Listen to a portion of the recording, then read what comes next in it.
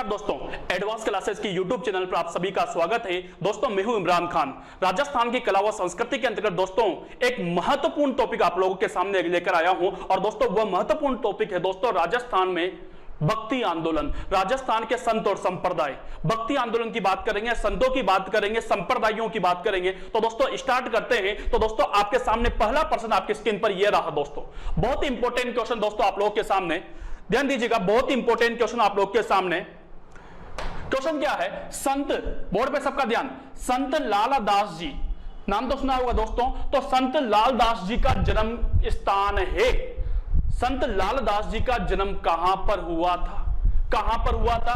तो नागौर के अंदर हुआ था, जयपुर के अंदर हुआ था, भरतपुर के अंदर हुआ था या अलवर के अंदर हुआ था? आंसर फटाफट, जल्दी आंसर चाहिए। एडवांस क्लासेस के होना स्टूडेंटों जल्दी आंसर दीजिए, बताइए लालदास जी का जन्म कहां पर हुआ था?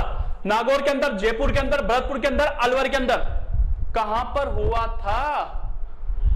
चलिए दोस्तों, तो दोस्तों हमारे संत लालदास जी का जो जन्म हुआ था वह हुआ था दोस्तों आपके गांव आता है दोली दूब गांव। कौन सा गांव दोस्तों? दोली दूब गांव। और दोस्तों ये दोली दूब गांव आता है आपके अलवर के अंदर। कहां पर आता है दोस्तों? अलवर के अंदर आता है। तो इसका मतलब यह हुआ कि हमारे संत लालदास जी का जो जन्म हुआ था वह कहां पर हुआ था? तो वह दोस्तों आपके अलवर के अंदर हुआ था। दोस्तों कहां पर हुआ था? अलवर जिले के अंदर। गांव पूछ ले तो दोली दूब गांव, अलवर। नेक्स्ट क्वेश्चन को ले चलता हूं और नेक्स्ट क्वेश्चन दोस्तों आपके सामने ये रहा दोस्तों सॉरी, अगला क्वेश्चन दोस्तों देखिए आप, संत जसनाथ जी, लालदास जी की बात करता हूं, जसनाथ जी की, कि संत जसनाथ जी राजस्थान के किस जिले के निवासी थे? संत जसनाथ जी राजस्थान में किस जिले के निवासी थे? कौन से जिले के? जैसलमेर के थे, बीकानेर के, भरतपुर के या पाली के? बताइए कहां के रहने वाले थे? इनका जन्म कहां पर हुआ था?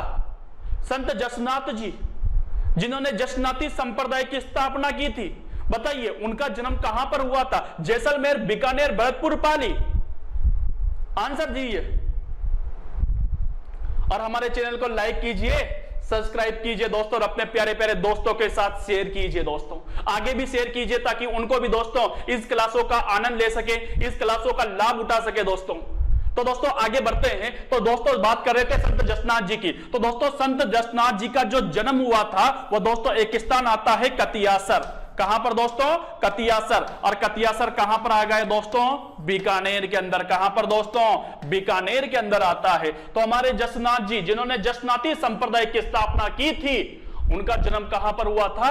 कतियासर, बीकानेर के अंदर हुआ था। क्लियर दोस्तों? नेक्स्ट क्वेश्चन को ले चलता हूं टाइम वेस्ट ना करके। अगला क्वेश्चन आपके सामने यह रहा दोस्तों। दूसरा क्वेश्चन के बाद तीसरे क्वेश्चन पर नंबर आ जाता हूं, मेव जाति, जाति विशेष की बात करता हूं। तो दोस्तों एक जाति है मेव जाति। मेव जाति के लोगों के द्वारा किस संप्रदाय को मान्यता प्राप्त है? यानी मेव जाति के लोग जो हैं वह कौन से संप्रदाय में आस्था रखते हैं? कौन सा संप्रदाय होगा? चरणदासी संप्रदाय, जसनाती संप्रदाय, लालदासी संप्रदाय या रामकृष्णी संप्रदाय? आंसर चाहिए मेरे को आप सभी से, बताइए कौन से संप्रदाय की बात करें अपन? मेव जाति के लोगों की आस्था सबसे ज्यादा कौन से संप्रदाय पर होती है? चरणदासी पर, जसनाती पर, लालदासी पर या रामकृष्णी पर? आंसर दीजिए। तो दोस्तों ध्यान दीजिएगा कि मेव जाति जो है वो मुख्य रूप से आपके अलवर और भरतपुर में पाई जाती है। दोस्तों कहां पर दोस्तों? अलवर भरतपुर का जो क्षेत्र है दोस्तों वहां पर मुख्य रूप से मेव जाति पाई जाती है। और मेव जाति पाए जाने के कारण दोस्तों इस क्षेत्र को आपके मेवात कहा जाता है। और दोस्तों आपके जो लालदासी जी थे, लालदासी संप्रदाय के जो प्रवर्तक है दोस्तों वह है आपके संत लालदास जी। लालदास जी, लालदास जी स्वयं जो थे वह दोस्तों स्वयं मेव जाति के थे। दोस्तों कौन सी जाति के दोस्तों? मेव जाति के थे दोस्तों। लालदास जी स्वयं मेव जाति के थे, इसलिए दोस्तों मेव जाति के लोग जो हैं इनके ऊपर विशेष आस्था रखते हैं। तो कौन से संप्रदाय में आस्था रखेंगे दोस्तों? लालदासी संप्रदाय के अंदर। क्लियर दोस्तों? नेक्स्ट क्वेश्चन क्या ले चलता हूं और नेक्स्ट क्वेश्चन दोस्तों आपके स्क्रीन पर यह रहा दोस्तों, नंबर 4, चौथा क्वेश्चन, रामानंद, गुरु रामानंद जी की बात कर रहा हूं। रामानंद जी के कौन से शिष्य एक प्रमुख संत के रूप में स्थापित हुए? रामानंद के कौन से शिष्य एक प्रमुख शिष्य बने, एक प्रमुख संत बने। कौन से शिष्य थे? संत रामदेव जी, संत गोगा जी, संत पीपा जी, संत जसनाथ जी। बताइए, आंसर दीजिए। रामानंद जी के कौन से शिष्य एक प्रमुख शिष्य संत की स्थापित हुए या संत बने दोस्तों? कौन से शिष्य थे दोस्तों? देखिए, संत रामदेव जी, संत गोगा जी, संत पीपा जी या संत जसनाथ जी। तो दोस्तों संत रामानंद जी के जो इन चारों में से जो शिष्य थे दोस्तों, वह थे आपके संत पीपा जी। कौन थे दोस्तों? संत पीपा जी। कौन थे दोस्तों? संत पीपा जी।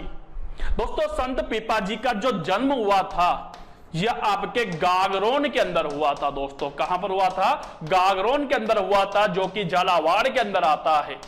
कहां पर आता है दोस्तों? झालावाड़ के अंदर आता है। वहां पर संत पीपा जी का जन्म हुआ था दोस्तों। तो संत पीपा जी जो थे वो किसके शिष्य थे दोस्तों? संत रामानंद जी के शिष्य हुआ करते थे। क्लियर दोस्तों? नेक्स्ट क्वेश्चन की ओर ले चलता हूं। अगला नंबर 5। पांचवा क्वेश्चन आपके सामने ये रहा दोस्तों। पांचवा क्वेश्चन देखिए। पांचवा क्वेश्चन क्या बोल रहा है अपन लोगों से कि राजस्थान के धार्मिक जीवन को नई दिशा देने के लिए सर्वप्रथम योगदान किस संत का था? धार्मिक बात कर रहे हैं अपन, धर्म की बात कर रहे हैं, धार्मिक आंदोलन की बात कर रहे हैं। तो दोस्तों सबसे पहले धार्मिक आंदोलन राजस्थान के अंदर किस संत ने स्थापित किया था? योगदान किसने दिया था? ऑप्शंस आपके सामने 4 ऑप्शंस हैं। संत धन्ना जी, संत दयानंद जी, संत लालदास जी या संत रामदास जी। बताइए किस संत ने राजस्थान के अंदर धार्मिक बात कर रहा हूं, धार्मिक योगदान में सबसे पहले महत्वपूर्ण भूमिका का निर्वाह किया था? कौन से संत थे? धन्ना जी, दयानंद जी, लालदास जी, रामदास जी। आंसर का वेट कर रहा हूं दोस्तों। तो दोस्तों वह कौन थे? आपके संत धन्ना जी थे। कौन थे दोस्तों? संत धन्ना जी। दोस्तों संत धन्ना जी भी दोस्तों आपके रामानंद के शिष्य थे बेटा। किसके शिष्य थे दोस्तों? रामानंद जी के शिष्य थे। और दोस्तों संत धन्ना जी का जो जन्म हुआ था वह दुवल गांव के अंदर हुआ था दोस्तों। दुवल गांव, और दुवल गांव जो है दोस्तों ये आता है आपके टोक के अंदर। कहां पर दोस्तों? टोक के अंदर आता है। क्लियर दोस्तों? नेक्स्ट क्वेश्चन की बात करता हूं। अगले क्वेश्चन को ले चलता हूं। अगला क्वेश्चन नंबर 6 आपके सामने ये रहा दोस्तों। वह संत जिन्होंने अनुव्रत, ध्यान देना दोस्तों, बहुत इंपॉर्टेंट क्वेश्चन है, शब्दों को पकड़ना। वह संत जिन्होंने अनुव्रत के नाम पर राष्ट्रीय स्तर पर एक वैचारिक क्रांति दी थी, एक वैचारिक क्रांति की स्थापना की थी। अनुव्रत आंदोलन नाम सुना होगा दोस्तों। तो क्वेश्चन ये पूछ रहा है आप लोगों से कि अनुव्रत आंदोलन की स्थापना किसके द्वारा की गई? दादू दयाल के द्वारा, बालानंद चार्य जी के द्वारा, आचार्य तुलसी के द्वारा या संत माऊ जी के द्वारा? बताइए अनुव्रत आंदोलन की स्थापना किसके द्वारा की गई? छठा नंबर का क्वेश्चन है, आंसर दीजिए। आंसर में नंबर जरूर डालिए। बताइए, इनबॉक्स फुल होना चाहिए। चलिए दोस्तों, तो दोस्तों अनुव्रत आंदोलन की जो स्थापना की थी या उसकी जो संचालन किया था वो दोस्तों आचार्य तुलसी के द्वारा किया गया था दोस्तों। किसके द्वारा दोस्तों? आचार्य तुलसी के द्वारा किया गया था। क्लियर दोस्तों? नेक्स्ट क्वेश्चन को ले चलता हूं टाइम ना वेस्ट करते हुए। अगला क्वेश्चन आप लोगों का ये रहा आपके सामने दोस्तों।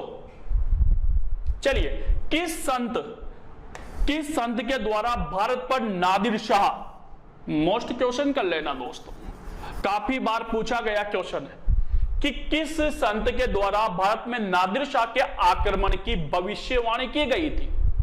दोस्तों भविष्यवाणी की थी कि भारत में नादिर शाह आक्रमण करेगा, वह कौन से संत के द्वारा की गई थी दोस्तों?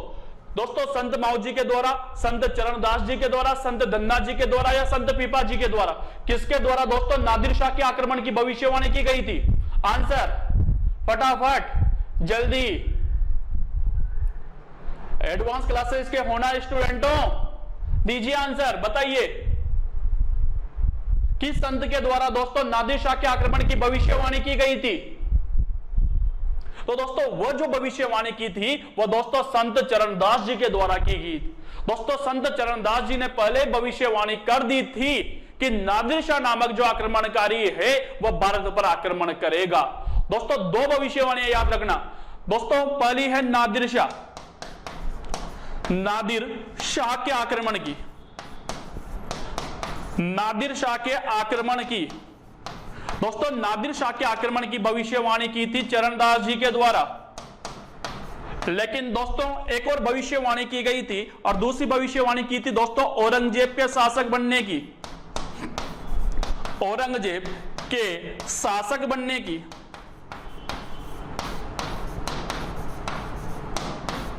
तो औरंगजेब के शासक बनने की जो भविष्यवाणी की गई थी दोस्तों, वह आपके लाल दास जी के द्वारा की गई थी दोस्तों। किसके द्वारा दोस्तों? लाल दास जी के द्वारा की गई थी। तो नादिर शाह, एग्जामिनर पूछे कि नादिर शाह के आक्रमण की भविष्यवाणी किसने की थी, तो दोस्तों चरणदास जी के द्वारा की गई थी। जबकि औरंगजेब के शासक बनने की जो भविष्यवाणी की गई थी वह लाल दास जी के द्वारा की गई थी। क्लियर दोस्तों? नेक्स्ट क्वेश्चन को ले चलता हूं। अगला 8वें नंबर का क्वेश्चन आपके सामने यह रहा दोस्तों, ब्रह्म ज्ञान सागर, भक्ति सागर, ब्रह्मचरित्र, 3 पुस्तकें दोस्तों, 3 पुस्तकें हैं। ब्रह्म ज्ञान सागर, भक्ति सागर, ब्रह्मचरित्र किस संप्रदाय के ग्रंथ हैं? कौन से संप्रदाय? संप्रदाय का नाम बताना है। कौन से संप्रदाय के ग्रंथ हैं? जसनाती संप्रदाय के, लालदासी संप्रदाय के, विष्णुई संप्रदाय के, या चरणदासी संप्रदाय के? आंसर दीजिए फटाफट, फटाफट आंसर दीजिए। कौन से संप्रदाय के ग्रंथ हैं? ब्रह्म ज्ञान सागर, भक्ति सागर, ब्रह्मचरित्र, ये तीनों ग्रंथ कौन से संप्रदाय से ताल्लुक रखते हैं? कौन से संप्रदाय से संबंधित है? जसनाती, लालदासी, विष्णुई या चरणदासी? तो दोस्तों ये तीनों के तीनों जो ग्रंथ हैं दोस्तों, वह कौन से संप्रदाय से संबंधित होंगे? चरणदासी संप्रदाय से संबंधित है दोस्तों। क्लियर दोस्तों? अगले क्वेश्चन की ओर ले चलता हूं। अगला क्वेश्चन आपके सामने ये रहा दोस्तों, नंबर 9, शेरपुर, ये आता है दोस्तों अलवर के अंदर। दौलीदूब गांव, ये भी कहां पर दोस्तों? अलवर के अंदर। ध्यान देना, क्वेश्चन देखना, शेरपुर व दौलीदूब गांव किस संप्रदाय के प्रमुख केंद्र हैं? कौन से संप्रदाय के प्रमुख केंद्र हैं? तो लालदासी संप्रदाय, जसनाती संप्रदाय, चरणदासी संप्रदाय या विष्णुई संप्रदाय? बताइए।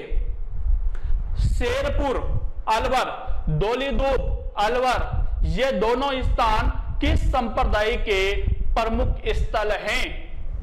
लालदासी संप्रदाय के, चरणदासी संप्रदाय के, जसनाती संप्रदाय के या विष्णुई संप्रदाय के? कौन से संप्रदाय के प्रमुख स्थल हैं? आंसर दीजिए। 9वें क्वेश्चन का आंसर। तो दोस्तों ये तीनों के ये दोनों के दोनों जो अलवर के अंदर आते हैं, ये दोनों कौन से संप्रदाय संबंधित है दोस्तों? लालदासी संप्रदाय से। क्यों दोस्तों? क्योंकि दौलीदूब गांव के अंदर, यहां लिख देता हूं मैं, दौलीदूब गांव बताया था अभी, दौलीदूब गांव। दोस्तों दौलीदूब गांव के अंदर लालदास जी का जन्म हुआ था दोस्तों। क्या हुआ था दोस्तों? जन्म हुआ था दोस्तों। और दोस्तों शेरपुर गांव भी दोस्तों आता है अलवर के अंदर। यहां पर हमारे लालदास जी की समाधि बनी हुई है दोस्तों। समाधि कर दूं या इनका मृत्यु स्थल जो है वह शेरपुर अलवर के अंदर है। क्लियर दोस्तों? नेक्स्ट क्वेश्चन क्यों ले चलता हूं। यहां तक कोई डाउट, कोई प्रॉब्लम? चलिए दोस्तों नेक्स्ट क्वेश्चन और लास्ट क्वेश्चन दोस्तों आज की क्लास का। लास्ट क्वेश्चन दोस्तों लास्ट क्वेश्चन से पहले एक रिक्वेस्ट करना चाहूंगा कि जिसने अभी तक हमारे चैनल को सब्सक्राइब नहीं किया है वह सब्सक्राइब कर लीजिए, और दोस्तों अपने दोस्तों के साथ शेयर कीजिए ताकि वह भी इन क्लासों का आनंद ले सके, इस क्लासों का लाभ उठा सके दोस्तों। क्या दोस्तों अगले क्वेश्चन की ओर चलता हूं। सब्सक्राइब जरूर कर दीजिएगा, लाल बटन है पास में, दबा दीजिए। चलिए दोस्तों अगले क्वेश्चन की ओर। निम्न में से निम्न 4 सिद्धांतों का किस संत से संबंध है? किस संत से या संप्रदाय से संबंध है? देखिए हवन 4 उपदेश दिए हुए हैं। क्वेश्चन समझना, 4 उपदेश दिए हुए हैं, बताना है कौन से संत ने दिए थे। 4 उपदेश है। पहला उपदेश देखिए, हवन ईश्वर की आरती तथा भजन करना चाहिए। हवन ईश्वर की आरती और भजन करना चाहिए। हवन करना चाहिए, ईश्वर की आरती करना चाहिए और भजन करना चाहिए। दूसरा, शाय ईश्वर की आरती करना चाहिए शाम को। प्रातःकाल स्नान करना चाहिए, जीवों पर दया करनी चाहिए।